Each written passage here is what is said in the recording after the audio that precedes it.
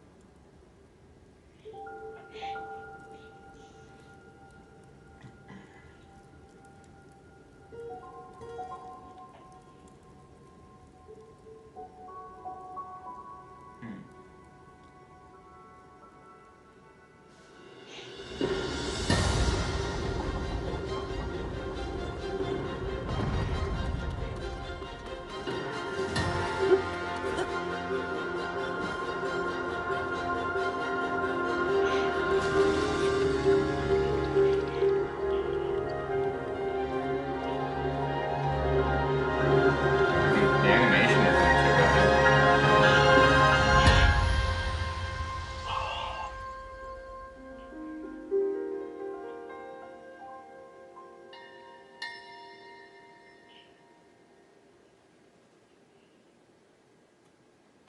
That was the whole trailer.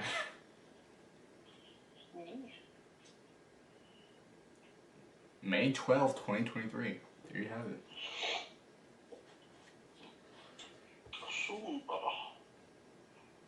I think that's like my last day of school. Mine's like kept being pushed back, like multiple. There's a second trailer, I believe. Let's check that out. Like it was gonna last year. You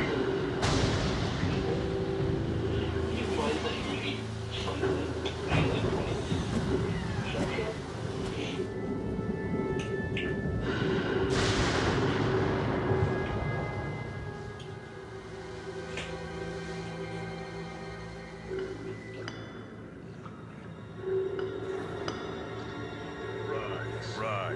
Rise, my servants. Sweep over Hyrule. Eliminate this kingdom and her allies. Leave no survivors.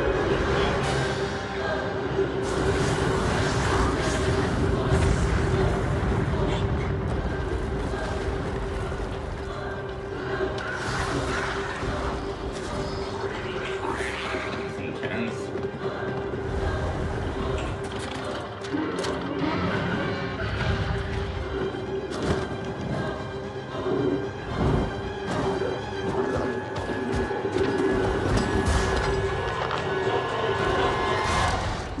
But Link, I am not sure you'll be able to stop him.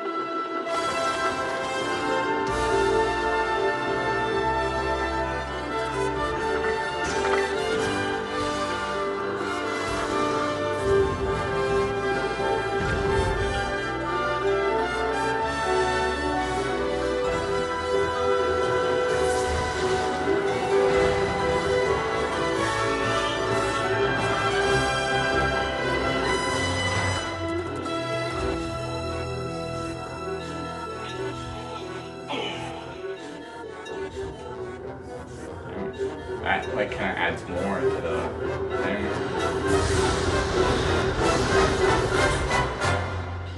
Please, Lend him your power. lend him your power.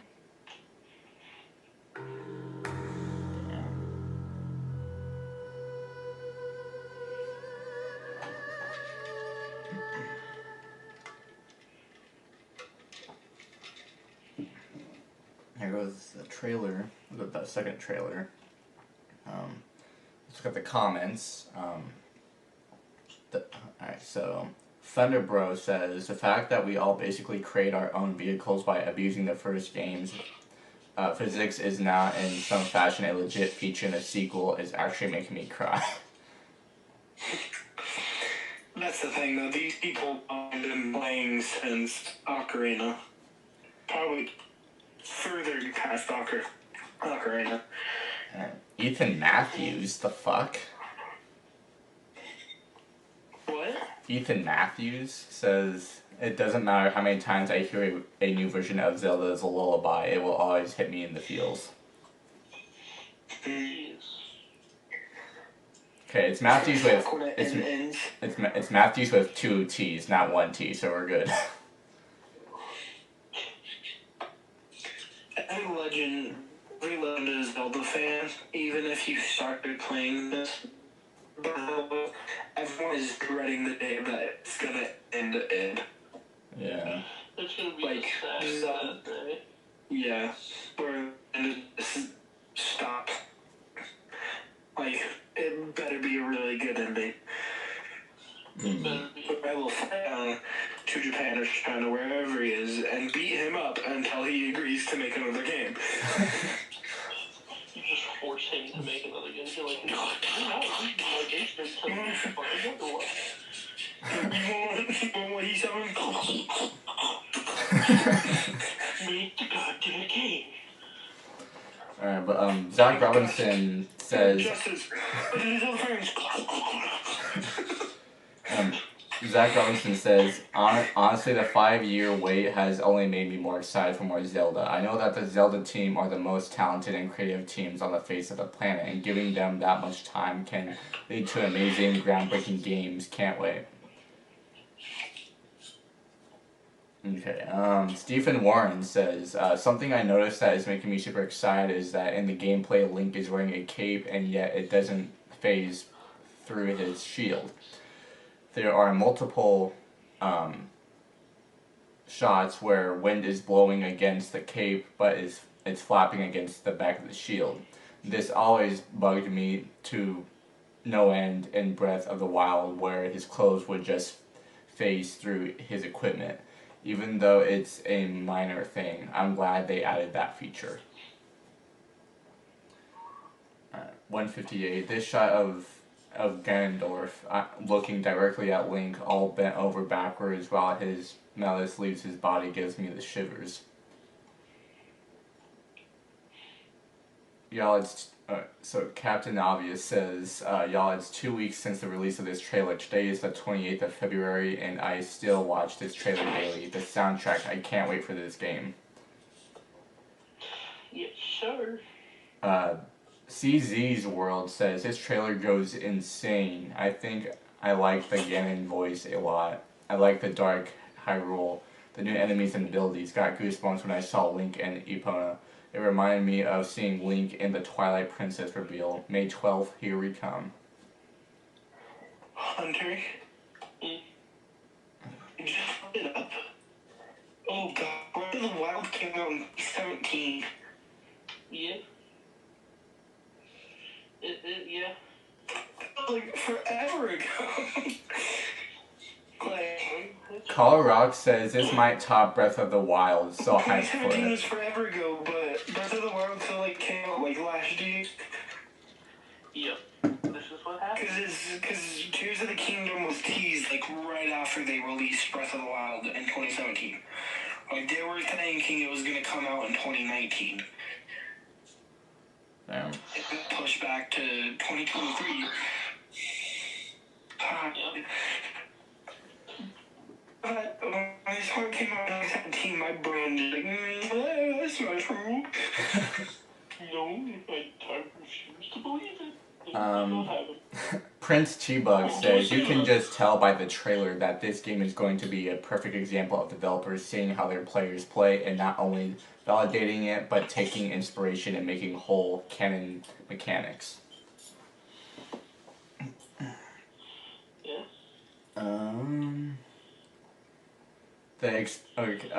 Porygon Z says, the experience of playing a game like Bot W for the first time can only happen once. I want to relive that experience.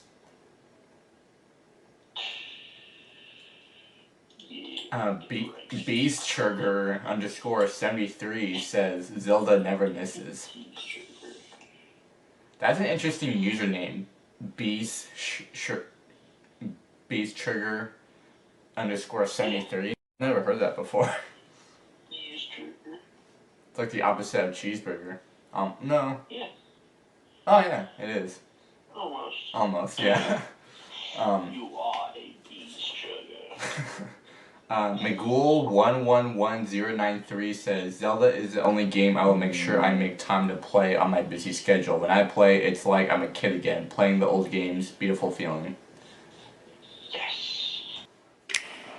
Hello there, lovely people. It's Alex from Nintendo Life here. And yes, I'm sure you already know that Nintendo released a gameplay trailer. Well, it wasn't really a trailer, more of a presentation with Aonuma showing off Tears of the Kingdom goodness. And, well, there was quite a lot to digest. Moreover, there was an awful lot of hidden stuff that they really didn't, highlight in the video. And it's not entirely surprising, when you see a game running like this, it's gonna be difficult to kind of hide everything they don't want to see, or they wanted people like me to come along and say, hey, did you see all the things? So I'm gonna take you through what we found, and no doubt this won't be an exhaustive list, and we're not gonna be talking about stuff that was obvious, as in, stuff they actually talked about, but anyway, that's more than enough waffling, let's dive right into things.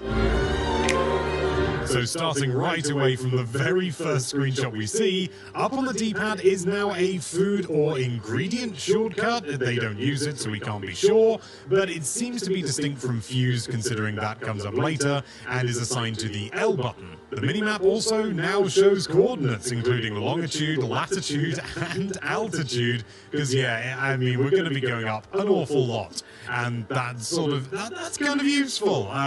Probably not for a lot of people, but if you need to say where something is, you can actually give the exact coordinates rather than being like, oh, it's sort of south of, Mount Lanera or something like that.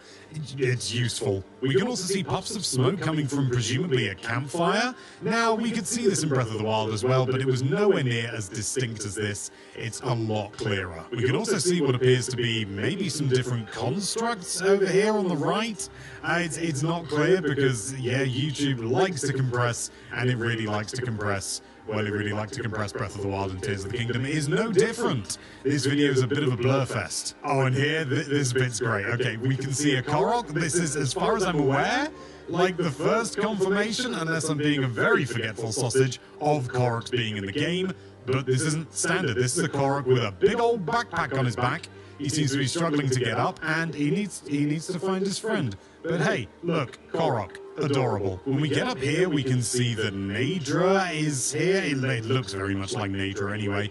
But Naydra seems to be quite far away from Mount Lanayru, which they did sometimes, but not here? This is definitely a different area. Is it going to be more the case that dragons are around all the time, and they have big flight paths that go around the entire map, or bits and things like that, and you have to jump off from the flying islands in order to get to them? If that's the case, that's pretty cool. And here we can see the Zonai charge material, which, well, that confirms Zonai. We needed it confirming anymore, but yeah, it's actually written down now.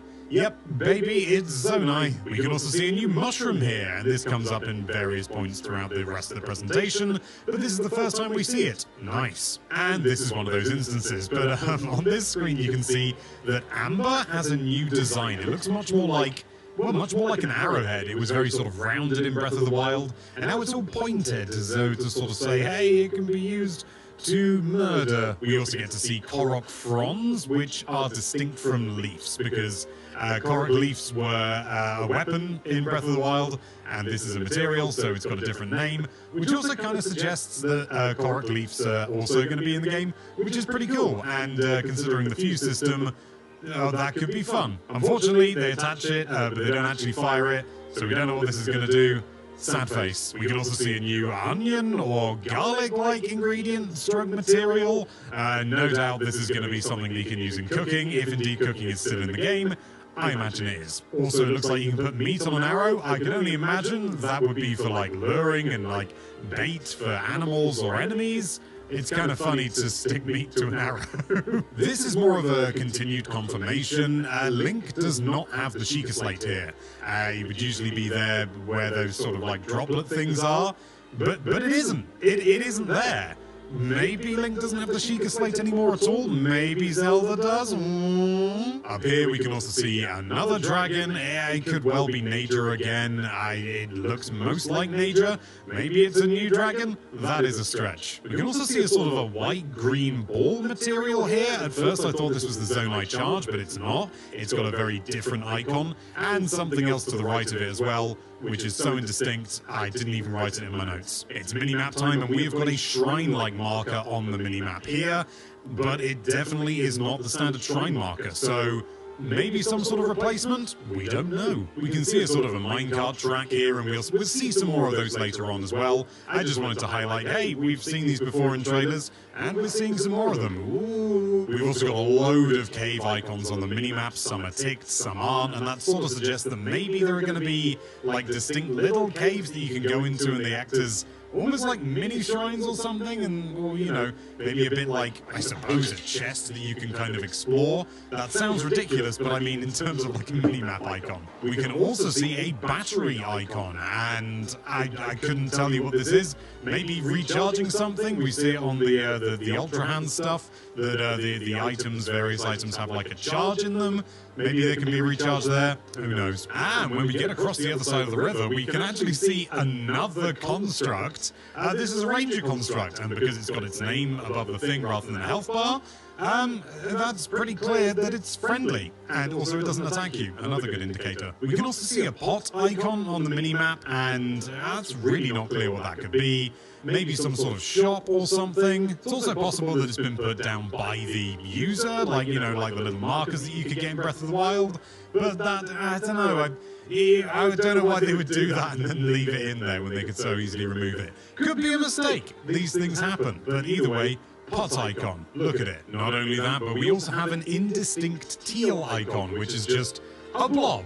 So, I have no idea what this could be. I mean, that color is very much linked to the Zonai, but even then, what could it be? You know, there's loads of Zonai stuff, so I really couldn't even hazard a guess, to be honest. Not an educated one, anyway. Oh, and just after we get to see a new material, the stam bulb, which presumably is some sort of bulb-like thing. Maybe it's what we saw earlier, that sort of onion, garlic-looking thing. That was a bulb. And presumably, it's gonna do something to do with stamina. Maybe not, but it would be, if it doesn't, that's a really silly name. Oh, and at this bit, when they're doing the Ascend stuff, they're showing all that off, we see another Ranger construct just hanging out by a fire. They're clearly not aggressive or anything like that. So why are some constructs aggressive and some not? Here we can see more of those tracks that I mentioned before, the minecart tracks, and also a sort of a blue sphere. It's almost like sort of a crystal ball or something. I have no idea what this could be. On the minimap you can see there's like a pot icon, so it could be that this is some sort of like shop or something.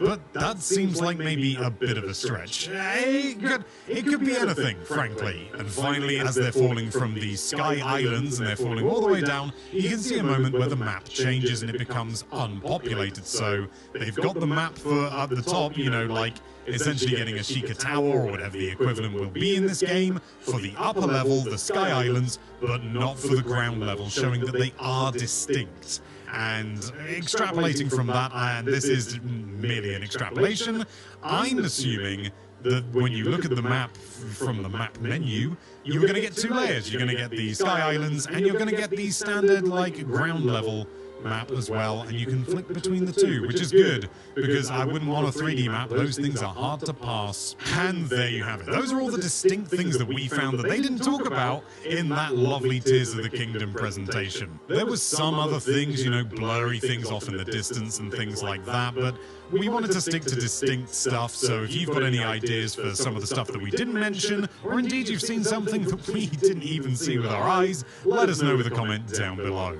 Thank you so much for watching. If you like this video, why don't you fuse that subscribe button to your mouse cursor or tapping finger if you're on mobile, and be sure to check out NintendoLife.com for all sorts of lovely Nintendo-related content. Thank you again for watching. Bye-bye.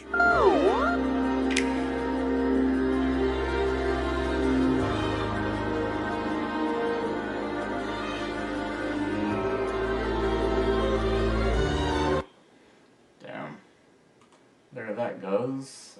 Comments. Kevin says, with the inclusion of that evolution on the coordinates, I'm assuming it'll go into the negatives, meaning there will be underground sections. Oh, alright. That'd be pretty fucking cool. Yeah. DJ7000, Elijah Anonymous gave a hint about using the ascend ability to escape from a cage. I think this is a huge hint that either getting captured by enemies or traps will play a big role in this game, and maybe even hints all scenarios in which you work your way out of dungeons or dungeon type settings. Yeah, and then we'll read one more here. ZL330 says, something I thought was cool was that you can rotate floating objects while using Ultra Hand, which is a super useful before you had to rotate yourself, and that didn't always work out quite right.